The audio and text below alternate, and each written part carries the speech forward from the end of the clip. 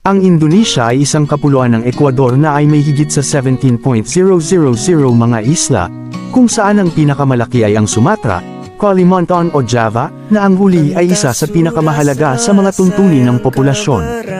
Ang islang bansa na ito ay sa pagitan ng Timog Silangang Asya at Oceania bilang isang lugar ng daanan para sa mga marino na gumawa ng mga komersyal na ruta. Nakatanggap ito ng maraming mga impluwensyang pangkultura, kaya mahahanap natin ang isang malaking pagkakaiba-iba dito.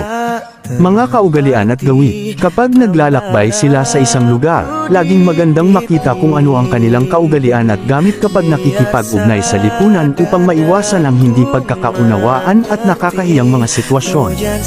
Sa mga lugar ng lungsod may maraming impluwensyang kanluranin, bagaman sa mga lugar ng lungsod mga lugar sa kanayunan, ang isang higit na tradisyonal na kultura ay napanatili pa rin. Sa kanila, ang ilang mga gawi at patakaran ay